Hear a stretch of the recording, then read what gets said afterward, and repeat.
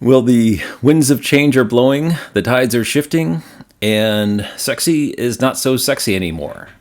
We're starting to lose models like leaves in the fall. Let's go over the list of models now getting chucked to the boneyard and see how big the pile grows.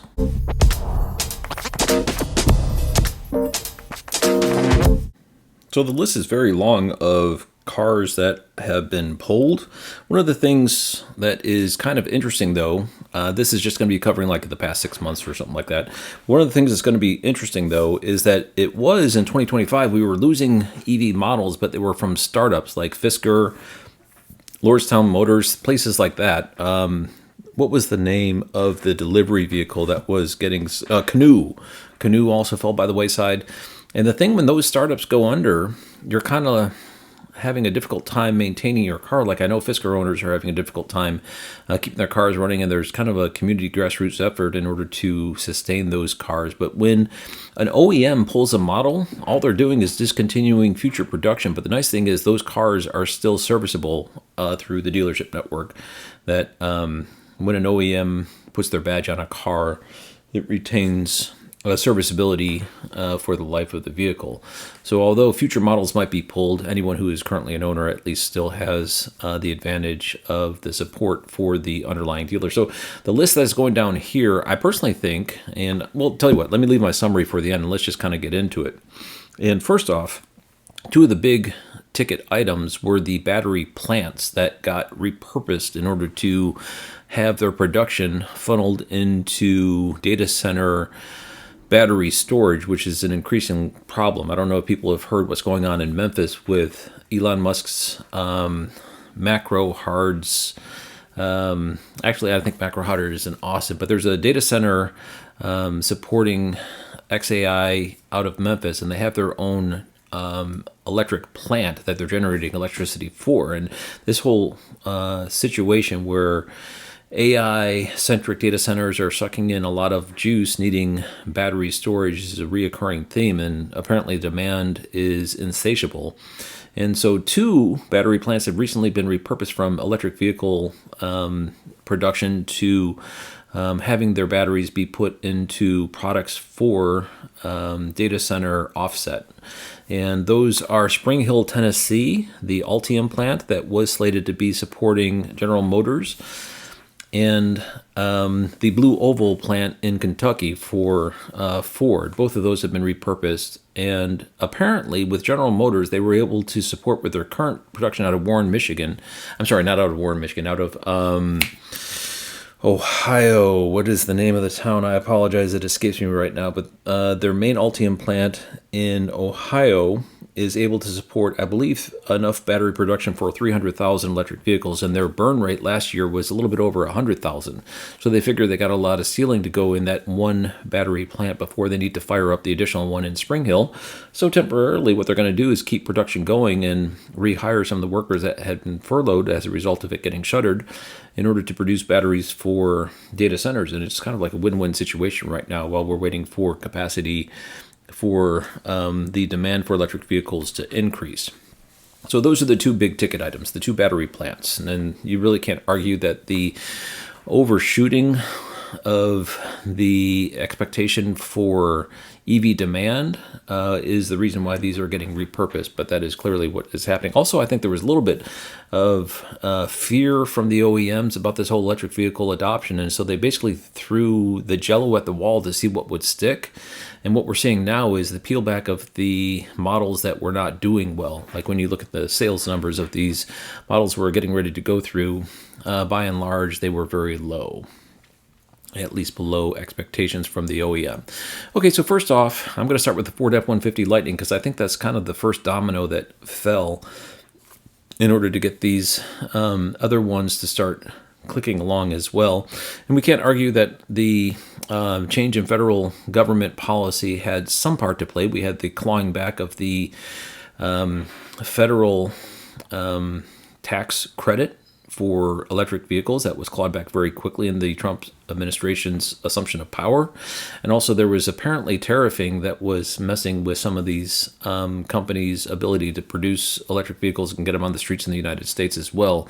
In the particular case of the Ford F-150, that was not a factor. It was because it was selling less than Ford's expectation, and they were basically losing money on it, and they couldn't sustain it, so they just pulled the plug and decided to wait for the leapfrog of their next generation model. In its place, they decided to use E-Rev and hybrid for the F-150. And I'm not sure if they're going to still retain the Lightning badge. I haven't followed it that closely, but the Ford F-150 Lightning full battery electric has been pulled. The Acura ZDX, which was based on the similar platform to the Cadillac Lyriq, was discontinued in September of last year. And its sister model, the Honda Prologue, was saying that it's still being produced, but they announced that production will end in December of 2026. So those two, and that was kind of just a temporary stopgap measure anyway. But Honda actually has a increasing clawback story that is going on. They had the O Series, which was kind of looked to me like a improbable concept vehicle, but that was clawed back. And also the Ophelia, their joint venture with Sony, was also canceled just recently, basically leaving Honda with no models left. After all that is said and done, the Prologue, the Acura ZDX, the O Series SUV and O Series sedan, and the Ophelia, which was their joint venture with Sony, is going to leave them with no electric vehicles in their lineup at all once that's said and done. So big hit there. And this one I'm a little bit unsure of, but I'm being told that the Nissan Ariya is going to have a pause of production for the 2026 model year, and its future is uncertain. So I don't know if we could classify that one as another model thrown into the boneyard or not. But I'm hearing that the Ariya is in shaky waters, because basically that's what happened with the Lightning. First they said we're just going to suspend this model year, and then they said we're canceling it. So it kind of feels like they're prepping us. And the Niro was based on the older, not the EGMB platform, but the older electric vehicle platform. So it kind of makes sense that it would be replaced by newer models. And this might just be their way of quietly sunsetting that out of their lineup. And two of the ones which hurt me the most, which were the Tesla Model S and the Tesla Model X. And when I heard this, it was paired with mentioning retooling the Fairmount plant for Optimus production. And that to me just didn't sit right. I have a hard time believing that that plant will be at the same level of production as what was currently before, because so many Teslas found their first drive and handoff to customers out of that plant, and hearing that that plant was going to be more or less shut down and have to be retooled for Optimus was a big blow. When I heard that was very sad news, along with the Tesla Model S and the Tesla Model X being canceled. So those are no longer going to be available for purchase. Ending in the second quarter of 2026 is what I understand is going to be occurring. So I think which is a few weeks left. So I'm not sure exactly the timing of that, but it's very soon, if not already, that the Tesla Model S and X are ceasing production. Boy, what a story there is there. I had my eyes on an X. Actually, I was thinking of a used Model X as a car camping dream machine, because you could do so many things with the interior space of the X. If you get what's known as the 5-seater, and fold down the back seat. There's several things you could do in that configuration, but anyway, that's no longer. I guess I could still get the X used, and that is something that should be mentioned here. Although, as I said, the future production is ceasing. There's still the ability to have your car serviced through the manufacturers. And obviously the used market is still going to be vibrant with these badges and models for the foreseeable future as well. The Chevrolet Bright Drop had its plug pulled, and unfortunately the Cami plant in Canada, which was producing it, took a big hit by seeing that dissipate.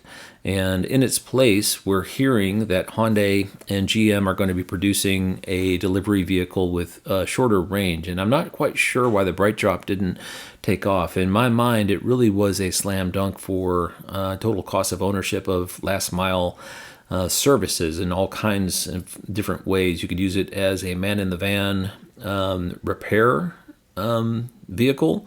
You could use it for delivery. You could use it for all kinds of things. And I think at one point FedEx was looking to go big on the Bright Drop, but a lot of those contracts just didn't seem to be exercised, and it found itself upside down. They tried to rebrand it as a Chevy to see if that would increase, and it wasn't, and then they just finally pulled the plug on it. It hurt me the most because there was a company called, and it still is called,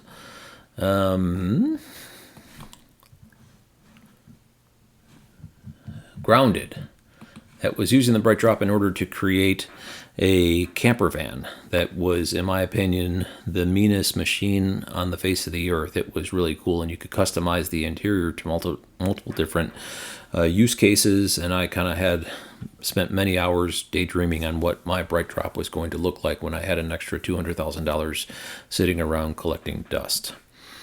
The Volkswagen ID Buzz is skipping the 2026 model year in the US and is said to be coming back in 2027, but this is starting to sound like a broken record.